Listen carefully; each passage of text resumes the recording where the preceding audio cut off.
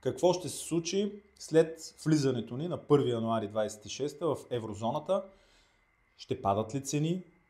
Ще се увеличават ли сделките? Ще се увеличи ли предлагането? Ще се увеличи ли новото строителство?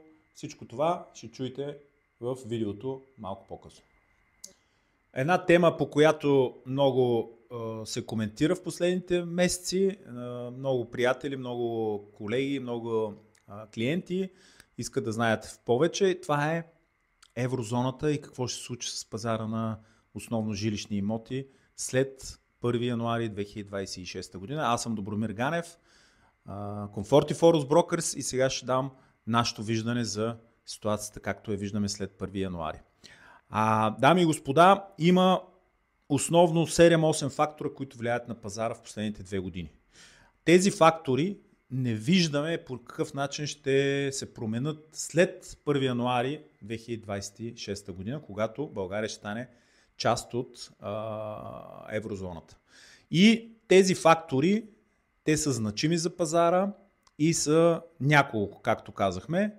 Основно катализатора на пазарите последните години са ниските лихви, добрите оферти на банките, които вероятно няма да се променят след 1 януари 26 и ако има някаква промяна, тя ще бъде с 0,2-3%, 4% казват банкерите и макроекономистите, поради високата ликвидност, поради резервите, които ще се влеят около 15 милиарда в техните портфейли. Ръста на брутните възнаграждения. Това е нещо, което много пряко влияе на пазара на недвижима собственост. Мога да ви кажа, че това, което виждаме с нашия екип, е, че пропорционално на покачването на брутните възнаграждения в страната, в отделните градове, се покачват и цените през годините. Това сме го забелязали. Моделите го показват. Последните от 2019 година до сега средно се покачват брутните възнаграждения в основните 4-5 града между 85 и 105%. Виждате за какви ръстове става дума. Подобни са ръстовете и в покачването на цените на жилищата. Така че другия важен фактор, който не можем да не отчетем и който вероятно ще продължи да влияе на пазара след 1 януари, това е малкото предлагане. Вторичното предлагане намалява в последните, може би, година и половина. За съжаление, в последните 6-8 месеца от началото на годината намаляват и новите единици ново строителство, които са започнати. Спада във Варна достига 53%, в София 35%. Това са единици, които ги няма на пазара. Ето защо това, разбира се, отразява на натиск на цените, като натиск върху цените, и ние виждаме 19% ръст на цените за второ тримесечие в Варна, 16% в София, подобни са 14 и нещо беше в Бургас, подобни са и в останалите големи градове. Другия важен фактор, който ще продължи да влияе на пазара, това е миграцията, дами и господа. За съжаление,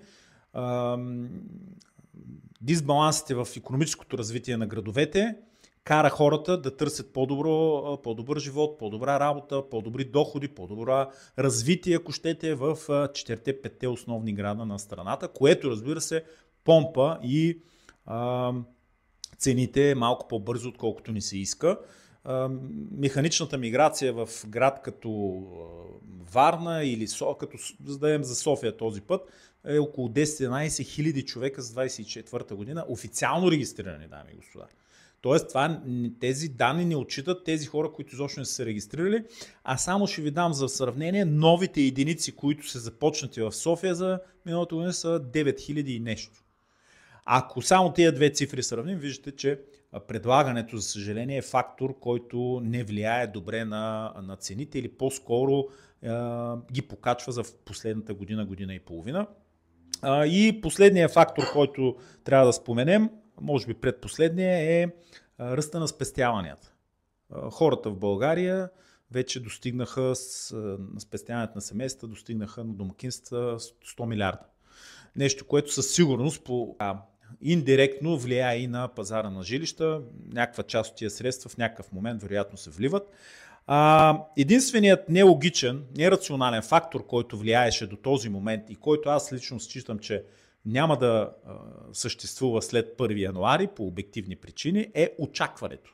Очакването, че ще влизаме в еврозоната. Това очакване влияе на пазара вече 2-3 години и това очакване как влияе? Кара в аванс част от потребителите, които са планирали покупка в някакъв период от време, в момента да избързат и да я направят в аванс няколко месеца или една година по-рано.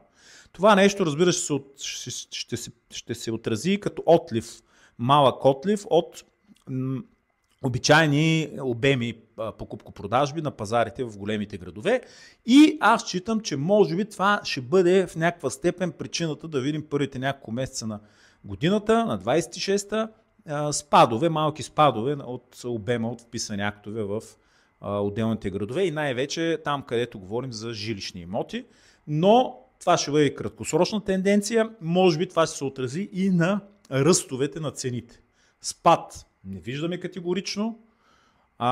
По никакъв начин може би ще се отрази на спад на ръстовете, т.е. от 15, 16, 18, 20 до 5, 7, 8, 10, 11, 12% ръстове. Тук мога да кажа набързо само една тенденция. 75 години пазар, изследван в Щатите. За 75 години имаме подобни ръстове на цените на жилищата с ръстовете на възнагражденията в Щатите. И това, което също може да кажем е, че има за този период 5 или 6 години, в които има спадове на цените. Краткосрочни спадове в рамките на година-две. След което отново цените растат. Това е за хората, които се чудят дали цените ще продължават да растат или няма да растат или ще спадат.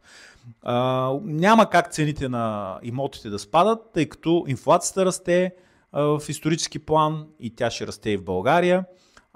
И разбира се, доходите на населението, те също се растат и поради конвергенцията и поради инфлационните процеси в страната, така че не очаквайте да има спадове дългосрочни на цените на жилищата. Това е нещо, което може да приемем като аксиома.